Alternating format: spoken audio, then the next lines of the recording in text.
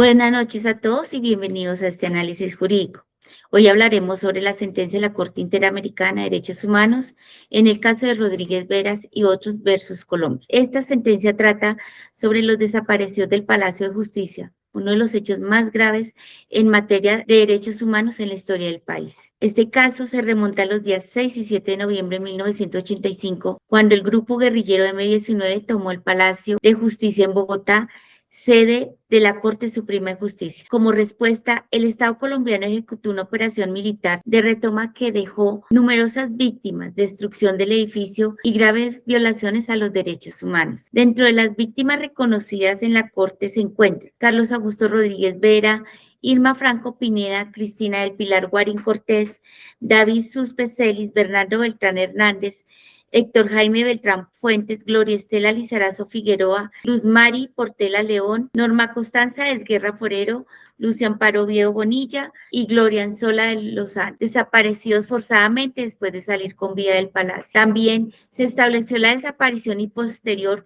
ejecución del magistrado auxiliar Carlos Horacio Urán Rojas, así como detenciones arbitrarias y torturas contra Yolanda Santo Domingo Álvarez y Eduardo Maxo Ospino, Orlando Quijano y José Vicente Rubiano Galvis. Pero hagámonos una pregunta: ¿qué determinó exactamente la Corte Interamericana frente a estos hechos? Hoy, nuestra analista Saray Rodríguez nos dará a conocer las consideraciones de la Corte a continuación. Gracias, Jacqueline. Frente a estos hechos, la Corte Interamericana concluyó que el Estado colombiano violó varios derechos fundamentales, entre ellos el derecho a la vida, la libertad personal, la integridad personal, la personalidad jurídica y las garantías judiciales. Uno de los aspectos más importantes de la sentencia fue el uso de un estándar probatorio basado en indicios convergentes, es decir, la Corte analizó de manera conjunta pruebas como videos, testimonios, registros y reconocimientos de familiares, lo que permitió demostrar que varias víctimas salieron con vida del Palacio de Justicia y posteriormente desaparecieron bajo custodia estatal. Además, la Corte resaltó que la desaparición forzada es una violación múltiple y continua de derechos humanos, que afecta tanto a las víctimas como a sus familias. En este sentido, el Estado tenía una posición especial de garante, ya que las personas se encontraban bajo su control. Asimismo, se estableció la responsabilidad del Estado no solo por acción, debido a las desapariciones, detenciones arbitrarias y torturas, sino también por omisión, al no investigar los hechos de manera adecuada. Considero que el tribunal evidenció graves irregularidades en la investigación, como la alteración de pruebas, pérdida de evidencia y retrasos injustificados, lo que generó un escenario de impunidad frente a los responsables, quienes no deberían quedar impunes. Ahora pasaremos a ver con nuestra analista Alejandra Salamanca las sanciones, cumplimientos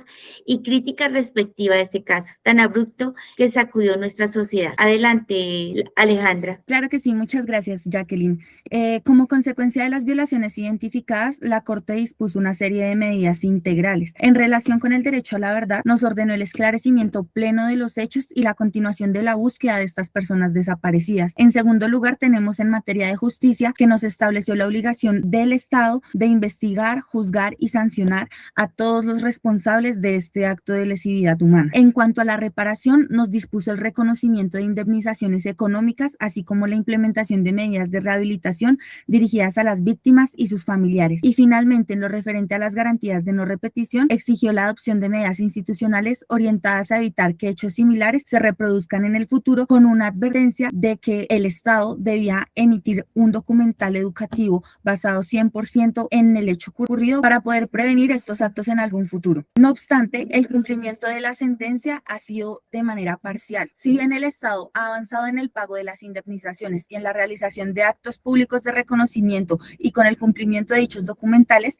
persisten serias falencias. Aún no se ha logrado el esclarecimiento total de la verdad. Varias víctimas continúan desaparecidas y un número significativo de responsables no ha sido sancionado. Desde mi punto de vista, esta sentencia nos constituye un avance relevante en materia de derechos humanos, eso no lo podemos negar. Sin embargo, su impacto en Colombia sigue siendo limitado debido a la falla del cumplimiento efectivo que tiene el Estado. Sin una verdad completa y una justicia real, la reparación resulta meramente insuficiente y a la fecha son las familias de las víctimas quienes continúan asumiendo las consecuencias de estos hechos de lesa humanidad, de las cuales no tuvieron en ningún momento la culpa. Gracias, Alejandra. ¿Qué se puede concluir frente a este caso? Es un gran precedente fundamental fundamental en la protección de los derechos humanos en Colombia, al evidenciar la importancia de garantizar la verdad, la justicia y la reparación integral para las víctimas y su familia. Igualmente, esta sentencia demuestra que el reconocimiento de la responsabilidad estatal es un paso importante, pero no suficiente, si no va acompañado de un cumplimiento efectivo de las medidas ordenadas. Finalmente, en estos casos nos recuerda que sin verdad, justicia y garantías de no repetición, la reparación a las víctimas queda incompleta y la construcción de memoria y justicia sigue siendo en deuda pendiente. Muchas gracias a todos por acompañarnos en esta misión. Feliz noche.